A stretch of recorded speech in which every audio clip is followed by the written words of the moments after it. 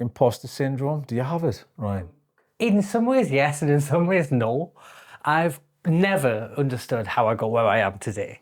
But at the same time, I've always been this entrepreneur, this crazy person who just went out and did things. I mean, Kimberly Duke, my co-founder at Life Kitchen, and my best friend since I was 2, we always created little businesses. Like at 14, like I'm sure we invented our own version of Netflix, and we always just had these crazy ideas. And like, we used to just create social enterprises. At 16, we had our own one where we went on shops in Newcastle and said, you need to revamp your visual merchandising.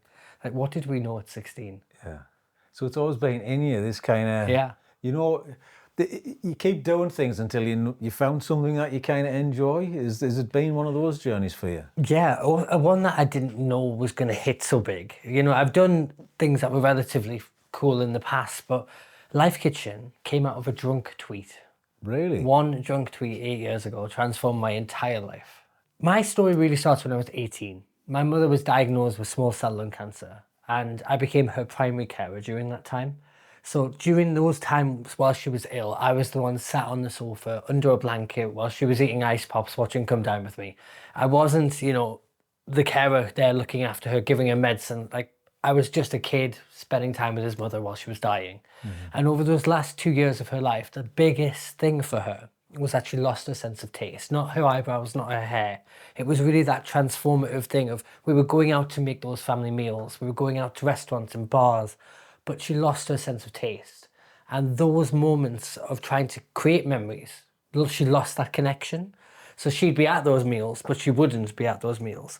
And that really stuck in my head as kind of the biggest pain point of our relationship towards the end, is that we were making memories, but she really wasn't present in those memories.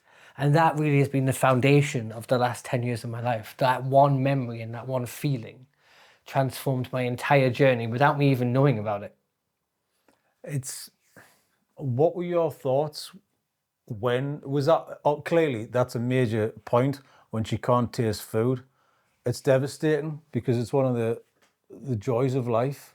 And clearly that was a poignant moment to go, hang on, I don't like this. I'm going to have to do something about it. So what was it and how? Well, that moment was kind of something I didn't understand. At the time, I wasn't a food writer. I didn't know anything. But it just stuck with me that I was trying to really formulate this incredible time with my mother towards the end of her life, but she couldn't be present in it. So then, 3 weeks after she died when I was 20, I went to a casino with my friend on the first night I left the house. My friend said, please leave, get out the house, let's go do something. You can't be miserable your whole life. That's a good friend for you. And the first bet I placed, I'm not a big gambler, but I only had £20 to my name. And we got to Genting Casino in Newcastle, put down a £2 bet, and I won £28,000. No way. And it transformed my entire life and my career overnight. Really? It was that moment of, there's a thing called blackjack aces. You had to get 4 of the same aces, and I got 4 ace of spades. Really? And that from a £1 bet, that turned into 28,000. And that night kind of laid the groundwork for everything I've been able to do over the years. Let me ask you this. Do you think things happen for a reason? Very much so. Although that's hard to compute why did my mother have to die in some ways? So there are the two edges to that sword, isn't it? Things happen for a reason. What was the reason for that? But I do believe 2 things can be true at the same time. Yeah, it really is tough because you kind of, I'm probably the same as you. You think yes and you think no, because how does this happen? You go, what's led me to here? What happens if I didn't leave? What happens if I didn't come? What happens if this moment here, it's right time, right place on every single thing that happens in life? Sometimes you can't get your head around it if you think too much about it, how the universe operates. But do you think deeply like that? Yeah, I have to. There's so many crazy things have happened in my life that there has to be some of, I'm not religious and but I believe in kind of just the world will provide in some way. And for me, it has hugely. I mean, losing my mother was the worst thing that ever happened to me, and something I still deal really strongly with today. But that moment when, if I go back to winning that money, I didn't know what I was going to go on to do, but I called Kimberly, who's been my best friend since I was 2. She'd lost her mother when she was 15. She was wow. living in a council flat in Thames and Gateshead, and I Okay. was flitting between my mother's house and Kim's flat because I was kind of looking after them both. And I said to Kim on the phone at 2 a.m. in the morning, I've just won 28 grand, pack your stuff, we're moving to London.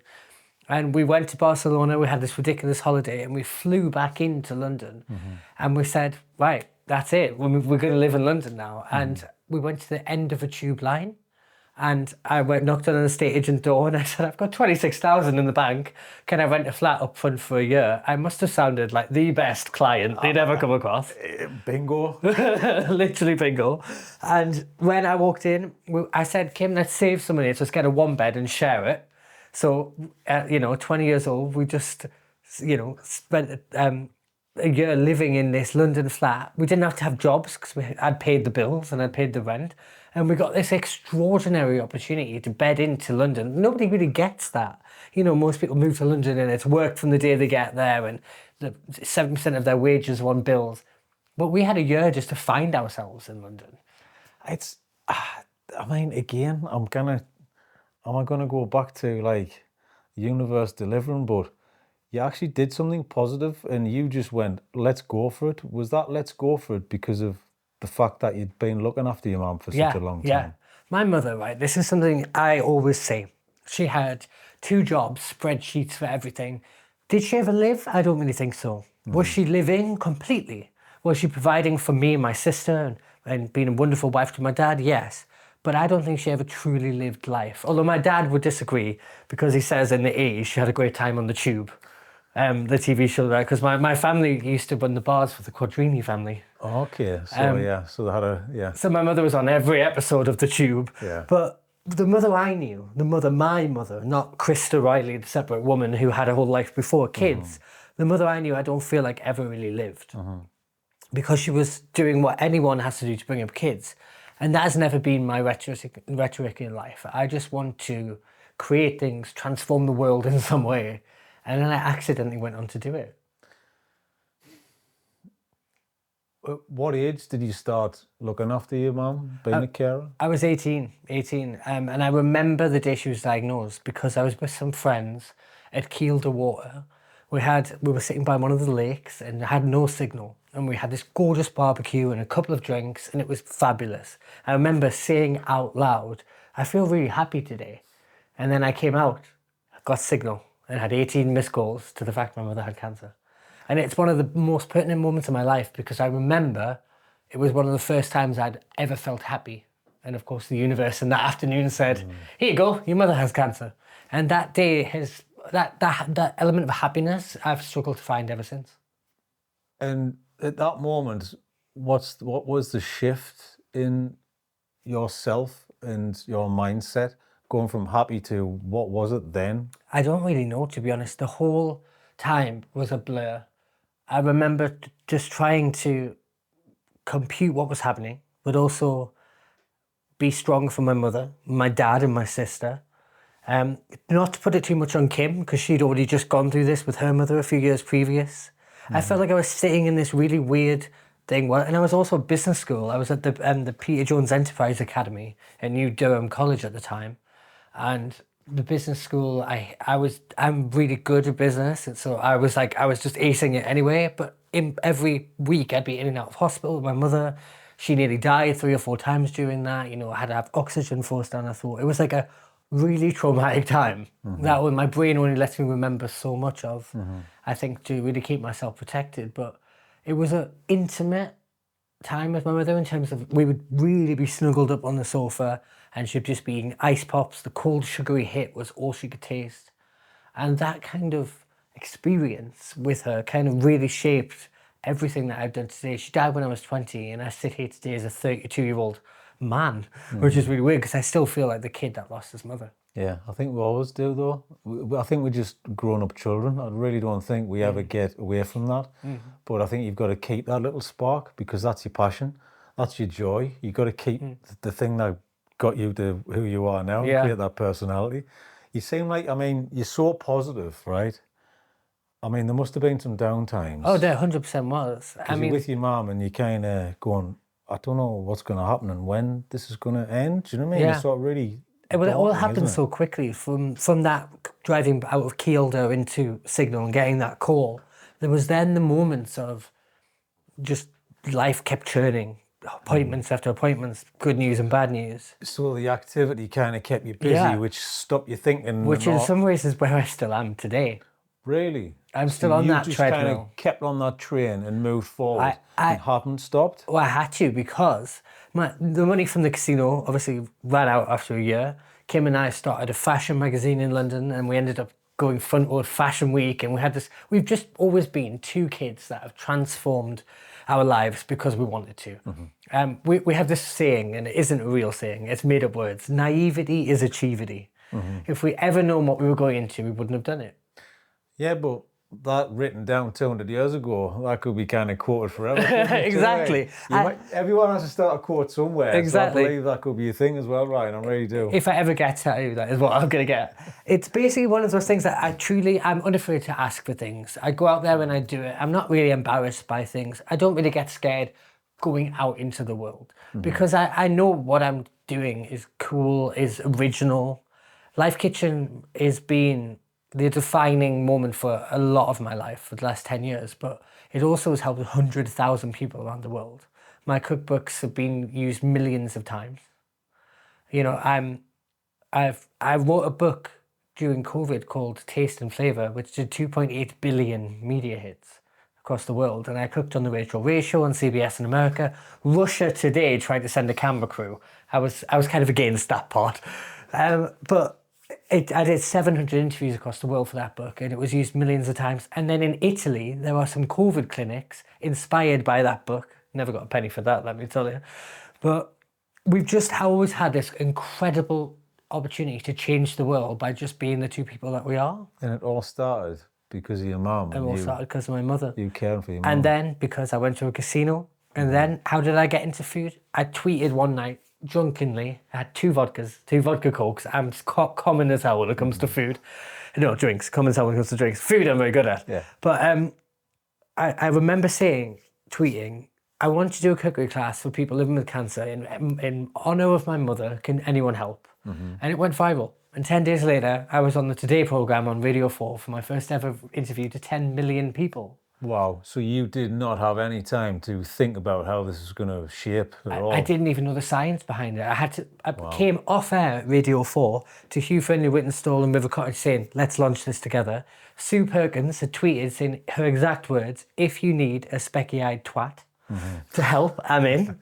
And then I got put in touch with Nigella and instantly became recognised as this sort of cool project that was going to make a difference. But how was it going to make a difference? I didn't have the science yet. Yeah. I had to go out there and I had to find it. And I knocked down the doors of a guy called Professor Barry Smith at the University of London. He's a sensory scientist. And when you've got problems with your senses, thank God I found him. And from day one, he said, you grew onto something here. And he's been the scientific background of my entire career that's given me credibility. And we both, me, Kim and Barry, are the world experts now. Really? It's mad, but you were ready for that moment though.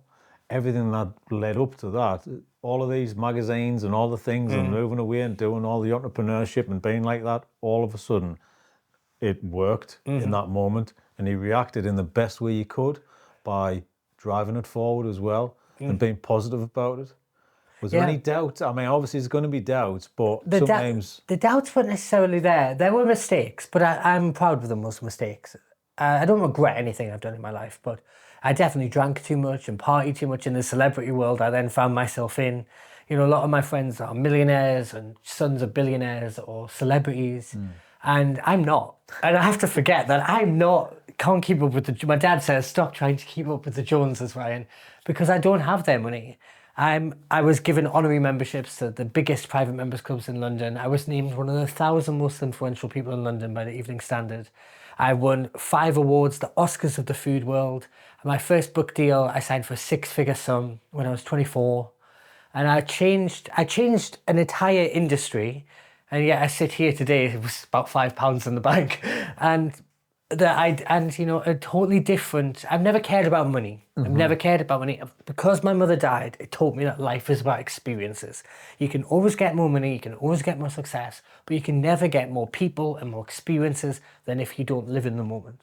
And that has been the defining parameter of my entire existence and my entire job, for good or for bad. And they've been pushing that skill too far. But I say to you today, the healthiest and happiest I've ever been. I mean, how I wouldn't be able to react exactly like you've just said, because it's always one of those things, you build something up and you go, and when it disappears or it's not as good as it was yesterday, do you know what I mean? It's always that thing. We think life is a constant climb up that mountain. Oh, no, there are peaks and troughs. This is a massive roller coaster, but you don't know when the down is going to come. The down came for me last year. Really? Why is that then? I got really ill. They thought it was cancer, which the irony in that would have been something. What was that moment then? Because that must have been, oh, here we go. This is life coming back. I had been living back in the north, and in January, a friend of mine loaned me some money to move back to London. To move back to London, you need 2-3 months deposit, and it was like 10 grand, and I didn't have sort of 10 grand just sitting there. I'm still, you know, just a working class kid doing cool stuff. My friend of mine, a celebrity, said to me, you deserve a second chance at getting yourself back on your feet. Here's some money, go do it. And I went to London and I rented a house, and I got really a beautiful 2-bed house in Chiswick, West London, posh as hell. And I brought my dad with me. I said, come work in London, keep me on track with my mental health and my focus. And I don't like him to be on his own. Like, my mum isn't here anymore. My dad is everything to me. My dad and my sister, they're my two biggest parts. And we got to London, and I kicked off this big Ryan Riley's back in London thing. All my friends were delighted. I was going to do all these events and red carpets and all this stuff. And then I suddenly started losing weight. I mean, I haven't got the weight to lose, but I lost 2 stone. And then I had this rash all over my body, and they put me on the NHS in London, put me on the 2-week cancer pathway.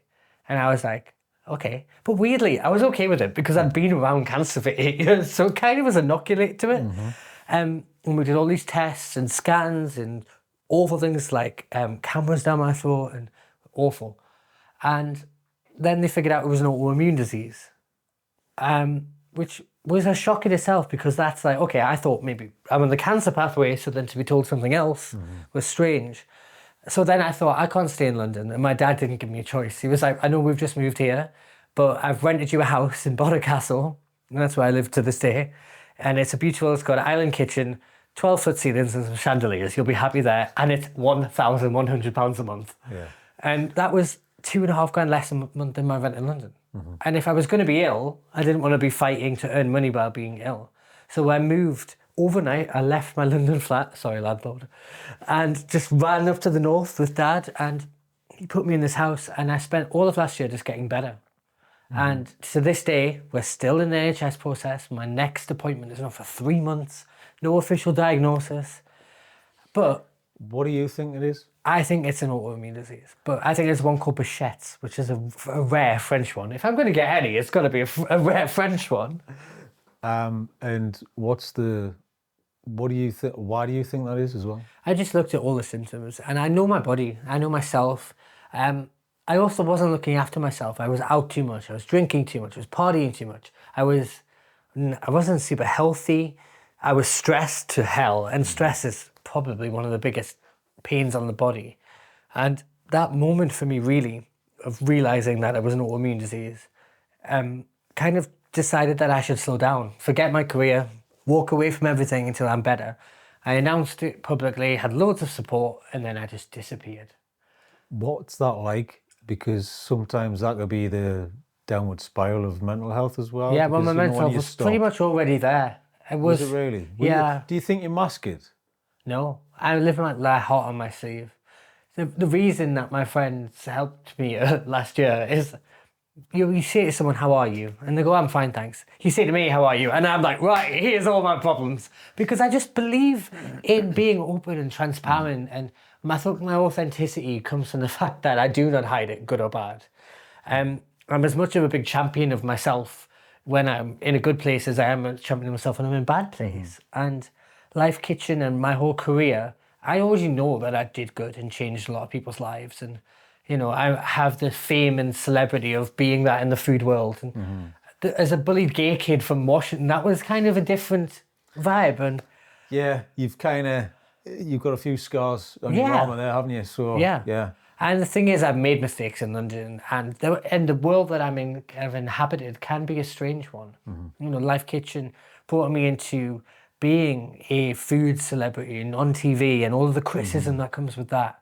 I once remember I did The Rain on ITV, the talk show, and I've done it 6 times now, but the first time I did it, I wasn't wearing socks, and all any of the comments were about was, who does he think he is? He's not wearing socks. And I just thought, I'm talking about my dead mother. Yeah. And all anyone could talk about in huge, massive Twitter threads was socks. Yeah. And then it was just, and then actually I did this morning on ITV last week cooking, and it was all about the relaunch of Life Kitchen. And I made like a flatbread, and the comments said, it was flatbread for cancer patients. I'd rather die quicker than eat that. No way. And I just thought, it doesn't get to me now, but it would have back in the day. Yeah, but why? It's just that kind of mentality. And I take my hat off to you, because you're kind of battling through it and it doesn't seem to affect you. Lots of people, it really does affect, you know, it kind of can seep under the, you know, It's under what the you skin. said though, like I had the battle scars from being a kid. Growing up in Washington was not an easy place to be. Yeah, I can imagine. Yeah. But also, I have incredible family and friends, and I guess I really, I don't want to say bad about Washington, but I got out of it and I did my own thing. And then I did my own thing on such a global scale, to the point where when the King gave me an honour this year, you know, I was awarded the British Empire Medal for my services to taste loss, a category that doesn't exist. They invented it just for me, which makes me the only holder in the world. Kim should be also. Hopefully she'll get it soon. But, who am I trying to prove anything to anymore? Nobody. I want to be out there. I want to make a difference. I want to do cool things. I just want to continue on this crazy path that I seem to have carved out for myself. Have you always been like this, Ryan? Because it sounds like, I mean, I've interviewed a few people, and it's who you are. It's your genetic makeup. Do you know what I mean? So, and that on top of life experiences, that's sort of what shapes you. Completely.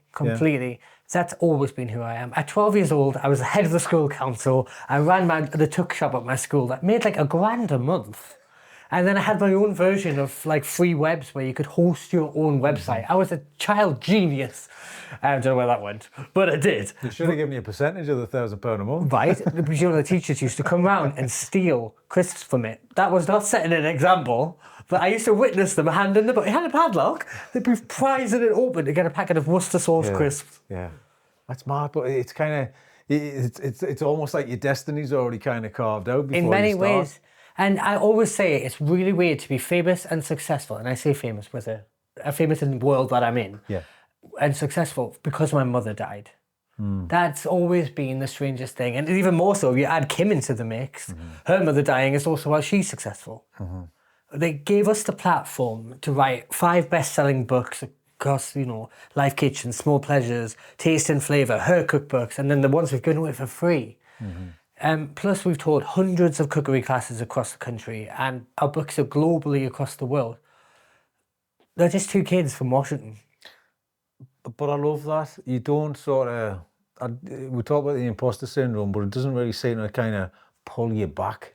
No, but I do. It's almost like it drives you forward. I don't buy into it in some ways. Sometimes it's fun too. When I'm at a place, a red carpet or something, and they're like, "Oh, Ryan," or like when Nigella tweets about me, or it's amazing.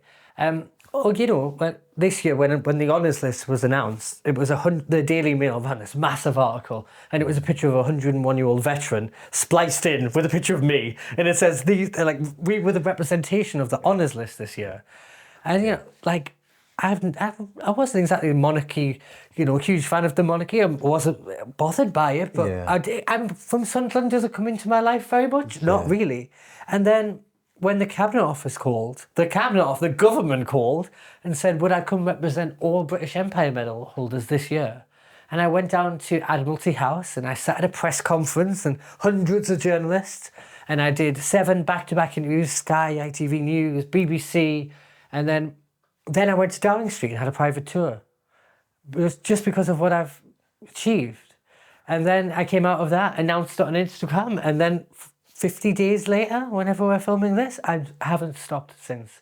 I mean, just to get this sit down with you in today has been a million different, changing of dates because I love it. Because I love where I am. I love that this has given me an opportunity to rebuild after being ill last year, after my health being a bit all over the place. It's also given me the chance to rebuild it now in my image, in a way that I can make some money for once. Yeah. And be sustainable. Because I'm 32, I should probably buy a house, but I'm nowhere near that. I think it sounds like somebody's going to give you one. Probably, it could happen. It could happen in my life. But it's just, the whole purpose of this is you're telling your story and this could help somebody else. The positivity that I'm feeling is just your energy comes through, and hopefully that comes through the camera for other people to kind of attach themselves to and go, well, if he's done it, and have you seen the energy and all the things that's happened to him? But also, you don't go, oh, I'm a celebrity. You go, oh, great, this is fun. Yeah, because it is fun. And honestly, I am friends with people who are like, oh, I'm a celebrity. And honestly, like, it's great the first time you get something free in a bar. In fact, the other day I was in Glasgow and I was at a hotel bar and someone said, oh, you're here alone. What are you celebrating? And I said, an honour from the king. And suddenly all of my bill was gone. There was no bill. And they said, brilliant. And I told someone else about it. They said, oh, did you have a good New Year? And I said, well, funnily enough, mine was spent at Downing Street. And they said, well, why was that? And then I got loads of free stuff and upgrade at the hotel. And I'm like, okay, this is fun. But it's only fun for so long. You get those cool things and then it's a novelty. I have, I've done 1,000 interviews across the world. I've been on TV 30 times. I'm working on new TV shows right now. And it's always amazing. But I never will buy into the bullshit that it is. Yeah. It's fun and it's brilliant. But what matters is Linda, who emails me to say, the recipe that she's cooked for my book helped her husband taste again before he died. And they brought together those moments. Because one, my mother would be disappointed if I ran off and became this ridiculous, insufferable snob, which at times I have been. But that's the journey of life, learning. I guess in some ways that became a protective atmosphere. When I was one of the 1,000 most influential people in London, a city of 10 million people, a city of the best creatives, the biggest celebrities. It was just me out there just doing my little thing. Yeah. When you're surrounded with yes people, it must be really hard. And honestly, for you. yes people are great until it's not. And then it's not good. Yeah. Yeah, that's the thing, until their success doesn't come along with you. And how many people left me when I was ill? Nearly all of them. But I knew they would. The worst that you can ever be in London is naive to the fact of those people. I knew who would be around and who wouldn't. And the people I have in my life is about 5 or 6 solid people now. And they are all I need. Do you find that was a good reset for you? It was, I think, an enforced reset. I would have just continued spiraling maybe in some ways, mentally, physically, financially for sure. The thing about being in my world is I am successful because I have best-selling books and I'm multi-award winning and honoured by the king. My real life, my dad, who I wake up to every day, who lives at my house, and I say to him, right, what do you want for breakfast? I'm just a kid still. I just feel like this young kid who's been out there changing people's lives, changing my own life, and now I want to change my family's life. I want to give them back what they did for me. So you feel you've ticked your fun boxes. Oh yeah, I have fulfilled more fun boxes than anyone could ever want. In fact, I was talking to some of my friends recently. They're all very, very successful in their own fields. And we all gave up drinking at the beginning of this year, all of us. And we were all the stalwarts of the private members clubs. We'd be the ones you knew were sat in the bar when you walked in. And we all said collectively, we have done more partying, more celebrity meeting, more events and photo shoots than you could ever shake a stick at. Why would you need it? That was that chapter. And this chapter feels all about raising each other up and doing something collectively. It's so funny, community is so uncool when you're a kid. You want to be individual and you want to do all these things, but actually now having built a community and having now had a community hold me up again when I sort of faltered last year, has been the most extraordinary experience. And now I really understand what friends and what family are. Yeah, it's true community built from foundations of honesty as well, isn't it, really? That's Yeah. kind of what it is. Yeah, and the people who hold you accountable, and my friends have held me accountable, especially Kimberly. Kimberly's my harshest critic, and we fall out all the time, and we love each other, and we're best friends since we were 2. And Kimberly Duke is the foundation of why Life Kitchen exists. Me and Kim did everything together, including create who we are as people. And we're so intrinsically entwined that it's like having a female version of myself. And then my sister, Rachel, keeps me accountable to hell. I'm like, Rachel, I'm doing this on TV. She's like, right, that's cool. How are you going to afford to do that? And what's the plan? And my nan, for example, I called her to tell her last week I was on this morning. And she said, why would I watch you on TV? I can see you in real life. That's such a non thing. So you're pretty much, I think you're starting again where you should be. It sounds like you've got all the good people around you and you've got your head on your shoulders again, but in a different way, a bit more of a kind of an ownership of where your direction's going to go now, do you think? Yeah, completely. You know, I am rebuilding it in my own image. I'm rebuilding it how I want to do it. I'm unafraid. If I was unafraid when I was 18, I am unafraid now. Last week, I sent off an email asking for £500,000 to this company. Never met them before. Didn't get it. But I just don't believe in... I'm putting things out there. I'm delivering things to the world that, one, still very valuable. 1 in 2 of us will get cancer in our lifetime. That's half the world. Here I am helping people who... Life Kitchen exists because people often lose their sense of taste through cancer treatment. Now, that may not seem like a big thing until you're 4 months into treatment, and yes, you've got the treatment in you and you've got the routine of that, but you're no longer enjoying food with your family. The only pleasure you get sitting on the sofa would have been eating food, and now suddenly that tastes like nothing. It's another part of your life stripped from you. Yeah. And Life Kitchen is managed to deliver that back through science and through books and through innovation over 8 years. Yeah. Like, how did I do that? Yeah. That's where the imposter syndrome comes in at. Being a world expert, Britain's flavour expert is what I am now.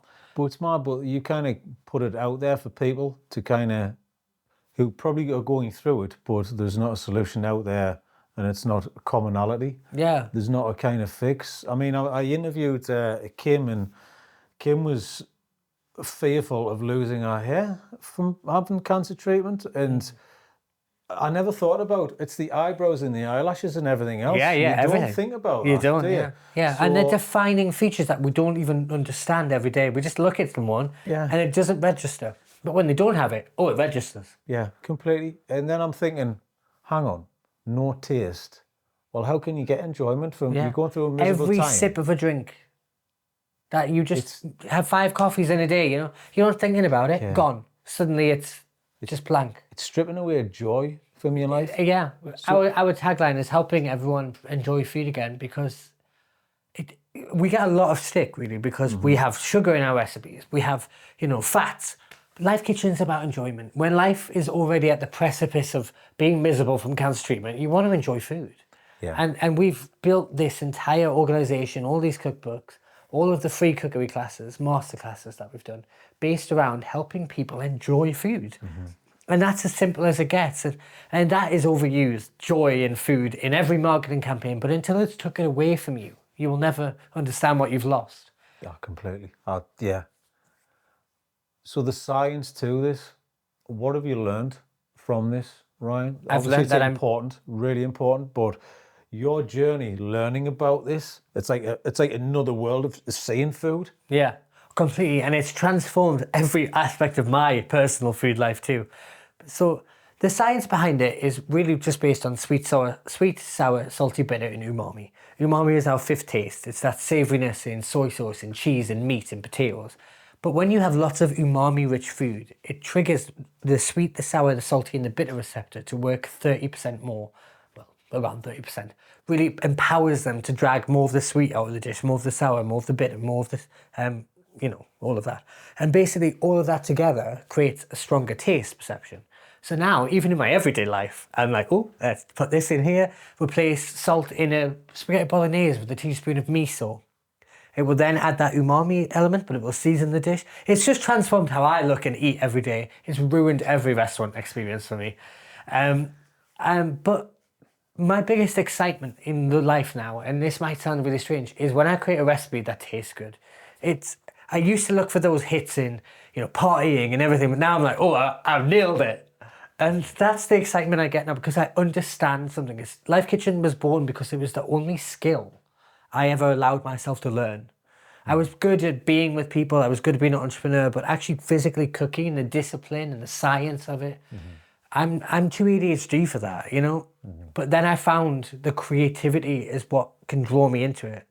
Get me to sit down to write a recipe right now and I'd struggle because I have to go through a process. I have to find the enjoyment in it. My last book, I finished 20 recipes in the last 20 hours before the deadline because I can't do things unless I want to do them. And I can't do things unless I find excitement in them. You're almost like, you must be reshaping an actual traditional dish just because you're wanting to create more flavour, is that right? That's actually probably my biggest process. I look at classics and I'm like, right, how do we make these work for people? You don't want to reinvent the wheel. Sandra, 76 from South Shields, doesn't really care about my miso yakitori chicken skewer, does she? She cares more about mince and dumplings, my favourite dish. How can I reinterpret that? Do I add miso into the dumplings? And do I roast the mince at a higher temperature to cause the Maillard reaction, the browning, to create a higher strength of flavour? Do we season it with a bit of soy or Worcester sauce? Do we add vinegar? That missing element is often sour that just lifts it above the salt percent. So you have a sour receptor on your tongue, and that's your fastest firing receptor. So when kids get sour when they're younger and they go, oh, straight away. If you add a little bit of sour to your dish at the end, just gives you that connection back to food, that little bit of excitement back on your palate. And so much of Life Kitchen is just manipulating people's taste buds and psychological perception of food. Sentence I never would have said growing up in Washington. As a kid that didn't know he was going to end up as one of Britain's, best food writers. Not sure I can say that about myself, but I just did. It's kind of mad. It's almost like it's like a Willy Wonka's workshop. Do you know what I mean? That's a great way to describe it. Not one that I'd actually thought of. Is Life Kitchen is the Willy Wonka of flavour. And the very fact that we were awarded the British Empire Medal for services to loss of taste, and it didn't exist before. Like the very fact that no one had ever done what we'd done.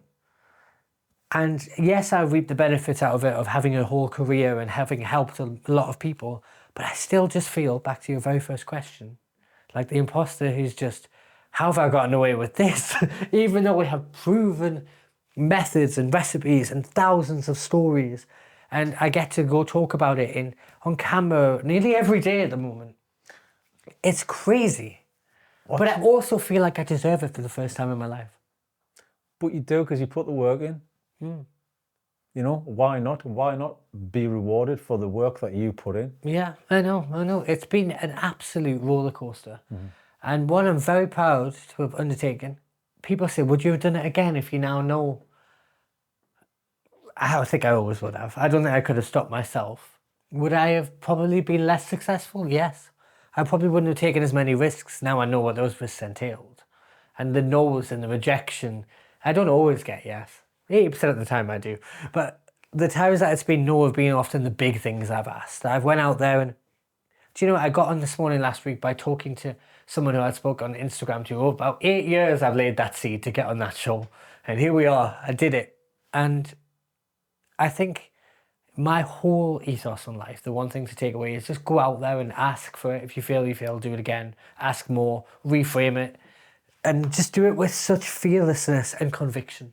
Does anything scare you, Ryan? I had a call this morning with the CEO of a company, and that was quite a scary one because I'm not one. I'm very good at asking for what I want, but I'm not good at negotiating for things that are out of my control. So being scared, I think it comes from those big things, comes from power places that I don't have any control over. I couldn't care less about walking on TV and be like, right, here's the dish. Going on radio, sitting in front of a camera, perfect for me. Love it. I'm very good at it. Doing the day-to-day life stuff, paying the water bill, that would terrify me. I haven't paid a bill in 10 years. My dad and my sister look after that side of my life. Not because I have the money for them to do so, simply because the idea of that petrifies me. Well, it's a skill set, isn't it? And you're putting your skills into the right place. Yeah. I think. Someone once told me, always surround yourself with people who are better than you and you will go far in life. And I have done that. The team around me, my assistant Rachel, my lawyers, my IP people, all these words that never would have come out of my mouth as a kid. You know, my best friends Steph and Anna and Rachel and Kim, all of those people are better than me. And that's the reason I'm successful. I can deliver a great speech in front of a camera. I can deliver it in front of people at the cookery class, 87-year-old Margaret or 20-year-old kid, teenagers from Teenage Cancer Trust. None of that scares me. But real life scares me. Because I never want to end up not living how I feel my mother did in the end. Yeah, that's the thing. You are cramming everything in. For good or for bad. Because there's, I think there's a saying, there's nothing more tragic than wasted talent. Yeah.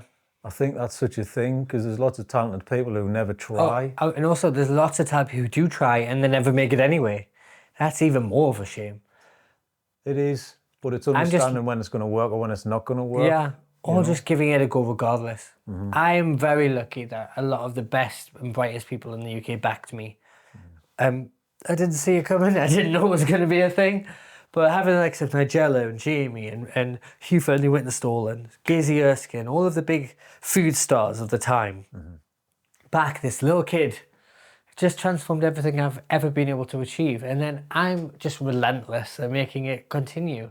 Shout out to King Charles for the honour, because that really restarted everything for me. Opened every door that was closed. I'm on every party list this year. Memberships to all the cool places.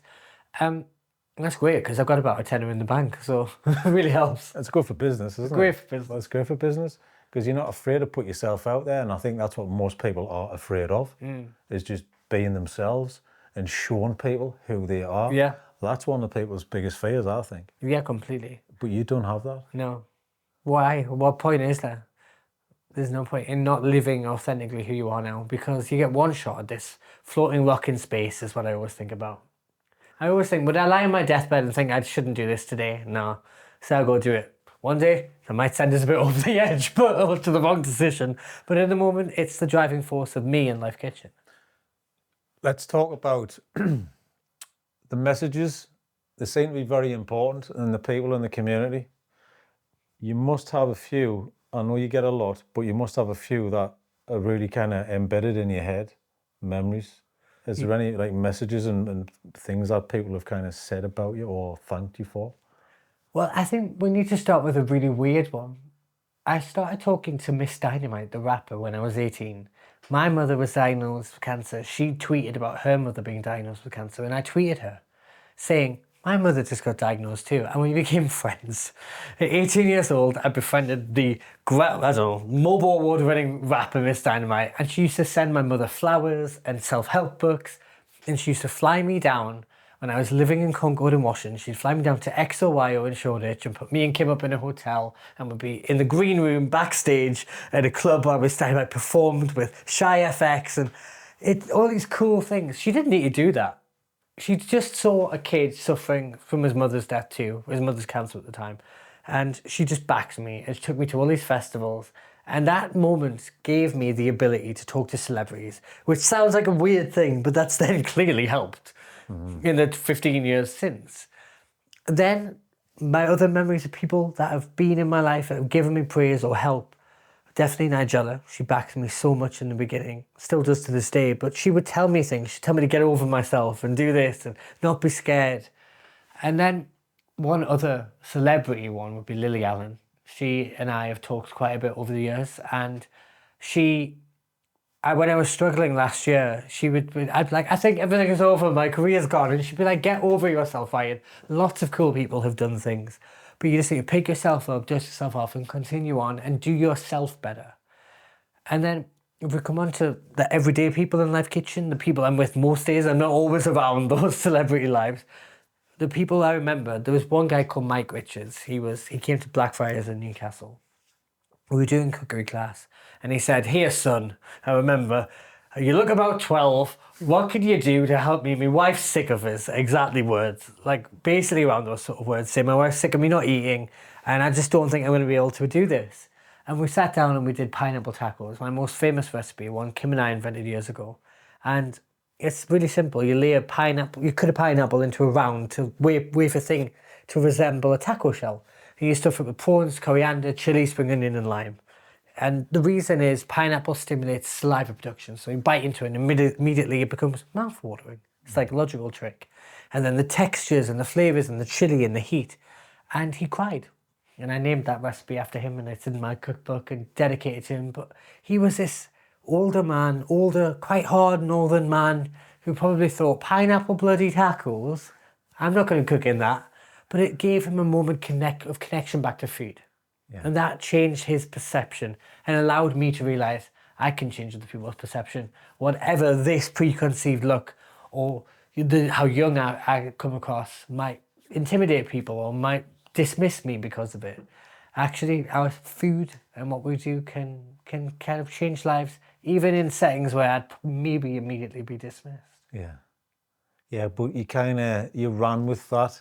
You know, there wasn't any, even though he might have been a bit standoffish and a bit kind of hard to deal with, but it's just go, all right, great.